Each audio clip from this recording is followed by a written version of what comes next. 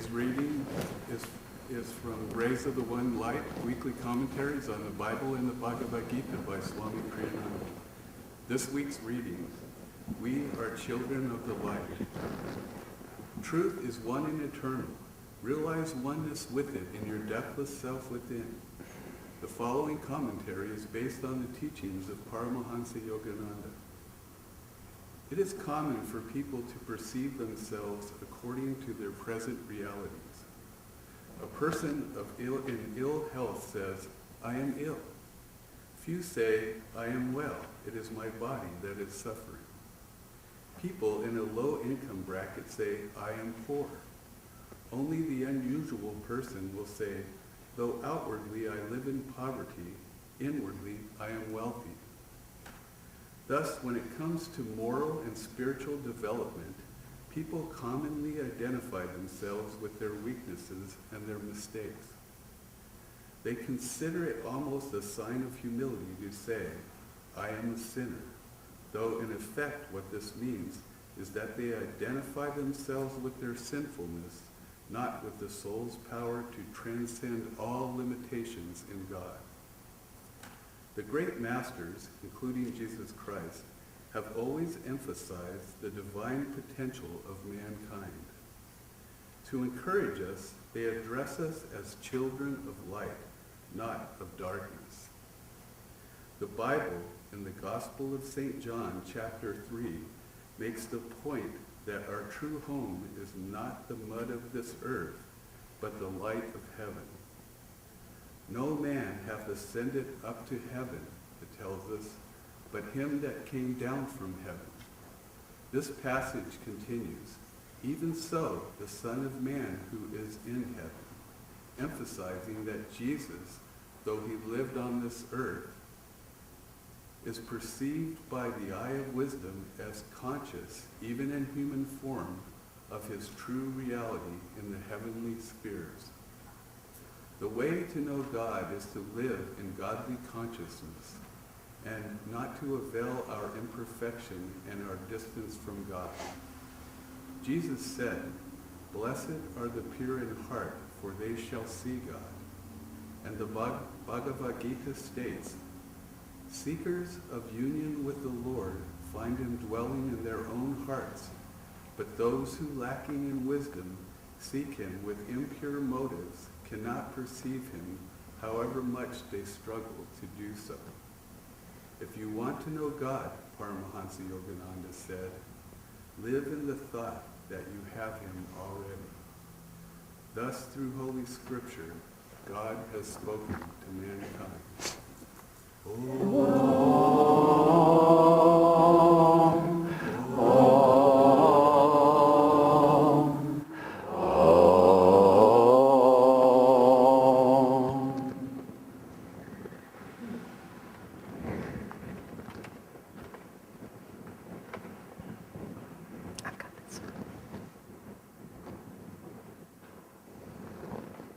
Good morning, everyone. So you have to forgive me, but this title, We Are Children of the Light, Rima and I have been doing these services now for over 3 decades, and we do the Festival of Light at the end of service, as many of you here know. And there's a phrase in there where you say, "Oh, children of light, forsake the darkness." And on one Sunday, Riemann accidentally went, "Oh, children of darkness, forsake the light."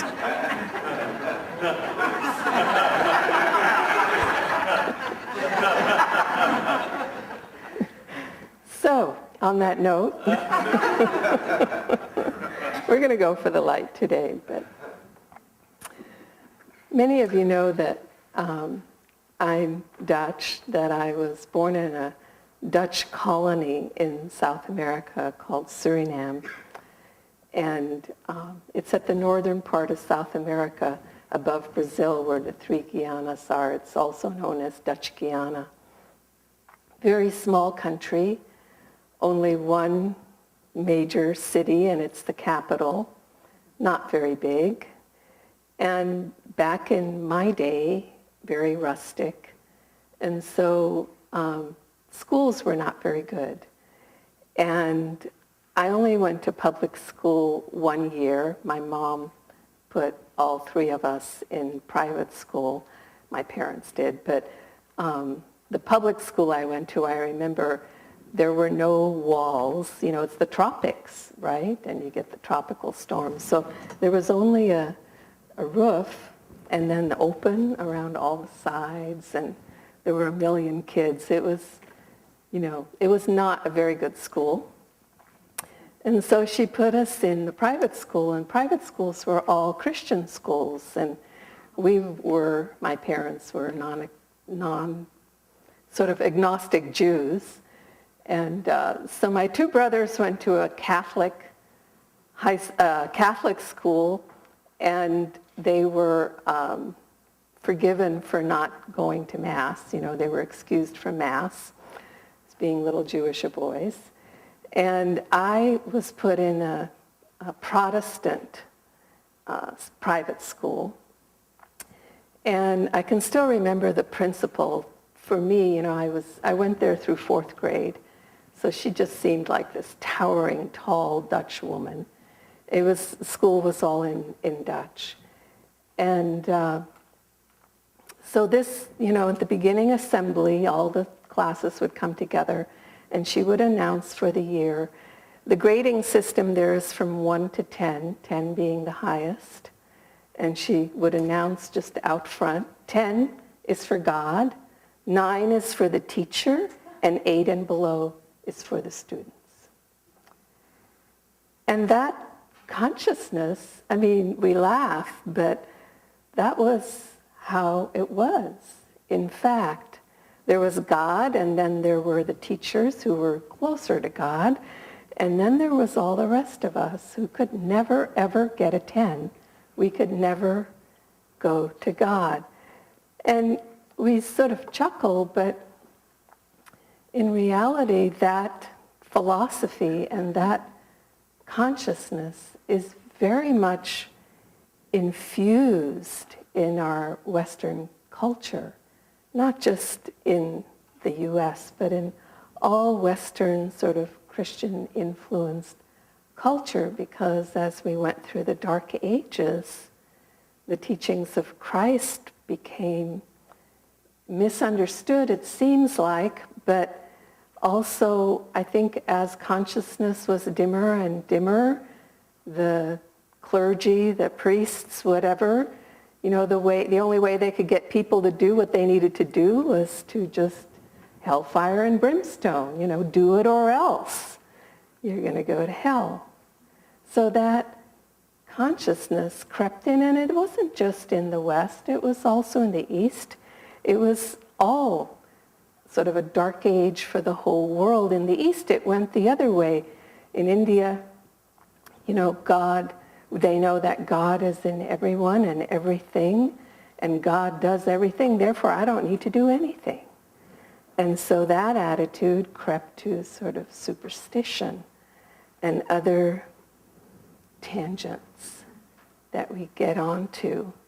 I remember coming to America then when I was 10 in 5th grade, and at some point I bumped into my teacher in 5th grade in the supermarket, and I was shocked that the teacher ate food. I remember having that thought, you know, because they don't need to eat, right? They're closer to God. But the reality is that attitude that we are sinners, we are nothing, we are worthless, we are forever held apart from our divinity is very much infused.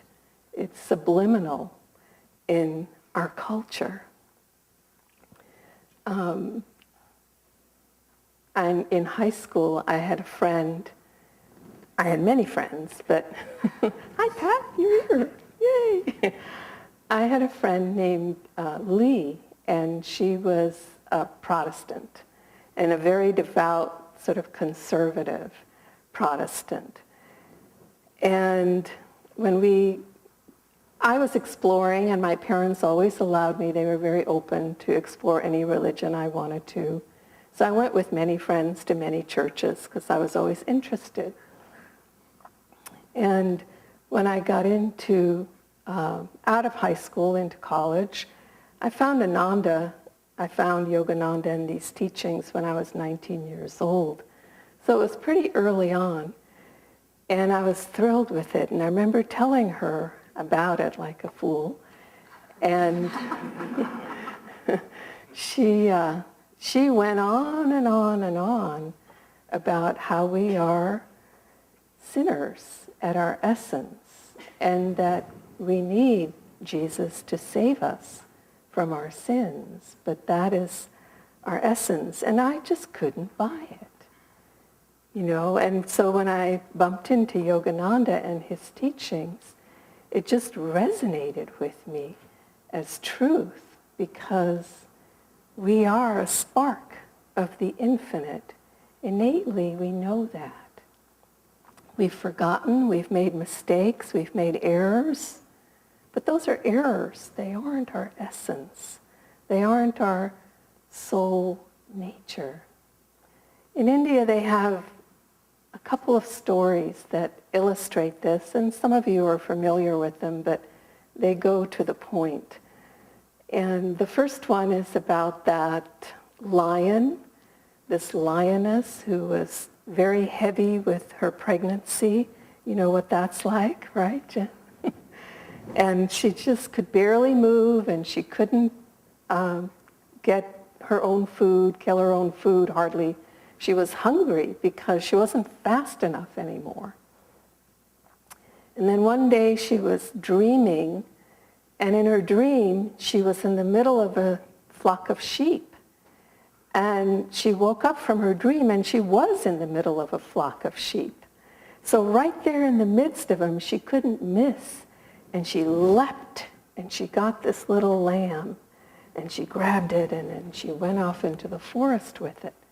But what she didn't realize was that when she leapt, in that moment, she gave birth to her little lion cub.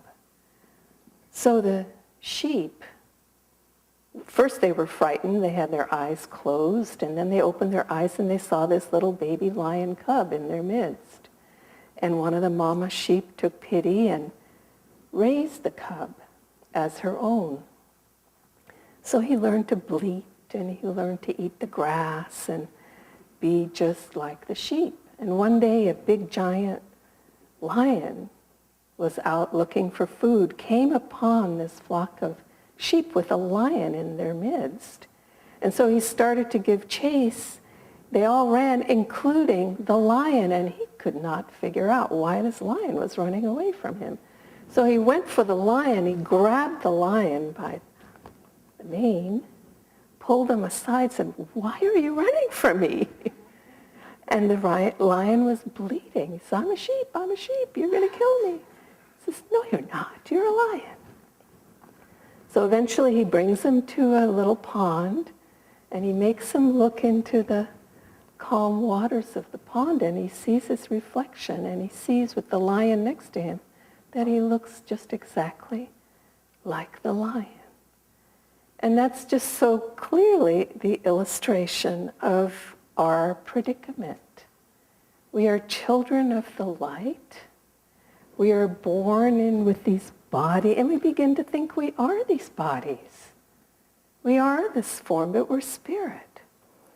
And we live and act as if we are that, but we are our soul nature. We are light, and we are spirit.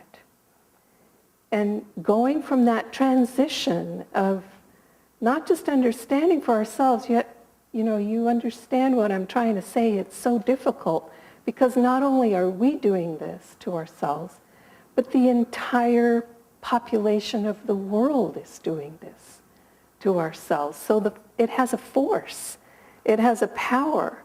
And it's very difficult to break through that power. We actually have to put out the effort and do battle, like the Bhagavad Gita takes place on the battlefield. It is a battle for remembrance. and living in that light. Because there's no such thing as standing still. We're going forward or we're going backward. We can't be passive on this. We have to stay in that consciousness. And sometimes affirmation is helpful, which is the second story. And it's about the hunter who was brutal. He was just a murderous hunter, and he went mainly after birds. He'd go in the forest just shooting them like crazy. And the birds got they would sniff him coming, and they started to just make a big giant circle around him and disappear. So suddenly there were no more birds for him to be killing. And he would just shoot around anyway, just in case he could hit some. And finally he was in the forest one day, and he came to a clearing, and there was a river, and he saw this orange-robed Swami, this sadhu, in the river partly, and he had birds perched all around him and a couple even on him, and they were singing, and he was singing, and they were singing together. And the hunter thought, aha, if he can do that, maybe I can do that. So the next day he came back with an orange robe, and he went into the water, and he had his gun underneath the robe, and he had every intention of shooting. But the birds came, and they started singing, and he started singing. And in the process, he grew to love the birds, and they grew to love him. And he couldn't. Even the thought of killing them didn't enter into his mind anymore. And so it is right and it is appropriate for us to affirm the light, even if in this moment we're experiencing troubles and darkness and confusion and misunderstanding. Affirming the light is okay as long as we're self-honest about it. If the hunter really had done all that and then pulled out his gun and killed them, that would be deceitful. And that would just be more bad karma.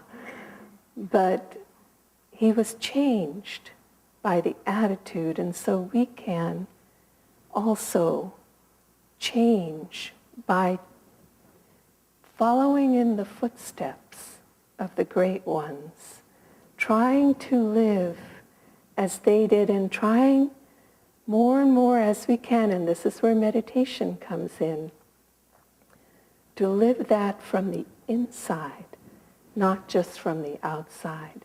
The way to attune ourselves to it is, of course, from the inside. But until we can do that really well, it's okay to do a little bit from the outside too, as long as we're honest about it, as the hunter became in the process. And so Yogananda puts it this way. He said, from our perspective, from the human perspective, we're struggling to overcome our egos. He said, but on the other end of the telescope, from God's perspective, we're simply trying to shed those outer seeming realities and remember the soul's birthright. We're trying to remember our birthright. And it's such a very subtle but important difference, the difference between struggling to go up and transcend our ego, or the difference between the soul shedding all else that is not the light and reclaiming our birthright. Reclaiming our birthright. That's where we want to put our energy. And as I said earlier, it has to come, as the Gita says, we have to act. We can't be passive on this. It is something we have to sort of lean into to get it to happen. And so besides meditation, which of course is the first step to find that center and experience that light, even a taste of it inside of us. Service is one of the biggest ways, one of the best ways that I know of in which we can act, in which we can put that affirmation into action. We can practice that presence by not only recognizing that light in ourselves, but starting to see it and looking for it. Not just starting to see it, but actively looking for it in others, in service, in selfless service, in karma yoga, as it's called in India, action without desire, without attachment to the fruits of our actions. We begin to actually look for, to practice the presence, to look for that light in others. And as we do, they become more aware of their own light. And so it begins to spread. And so when we're so blessed with Ananda because we have not only this beautiful temple and this large spiritual family, but we also have communities and we have all kinds of projects and departments where we can work together, East-West and the school and the farm and the thrift store and all these other ways in which we can practice the presence by serving one another and doing it consciously. And when two people are trying to do that together, it just becomes magnetized. It becomes so much easier to see. It's not that it is easy, and it's not that there isn't also darkness, but you're consciously choosing to look for the light in one another. And so bit by bit, that helps. And you begin to recognize that it's not, when Swami Kriyananda, one of the 2 points of his legacy that he left are, people are more important than things. And that doesn't just mean that sometimes people are more important than things. It doesn't just mean that, we have to do this project or earn this income or reach these sales goals or pay the bills or whatever it might be. That we begin to recognize that it's none of those things. It's seek ye first. It's seeking God first in ourselves and in one another, and serving together in that consciousness. All those other things fall into place exactly as they should. But we get to practice remembering that. And it isn't just at Ananda. We can do it everywhere. I'm just saying, recognizing how blessed we are, because in these different arenas of Ananda, you got everyone doing that consciously, and it's not just you in a big, corporate structure somewhere trying to shine the light, although that's a really good battle too. And so the blessing of service, of practicing the presence while we're serving, and that, all the different ways, all these events that we do at Ananda and all these things that we do, they are for no other reason than providing opportunities where we can transcend into that light and help one another to do that. Bless you.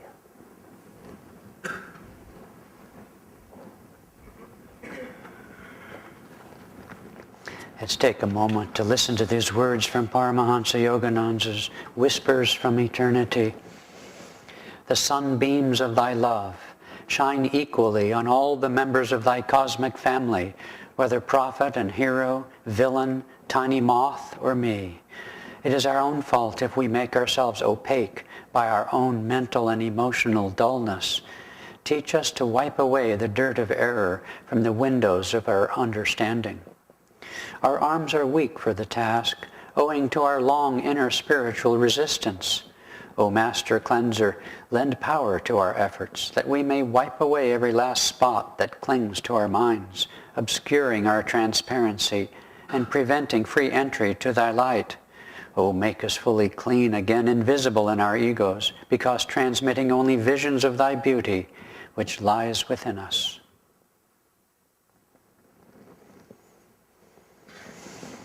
We'd like now to give you an opportunity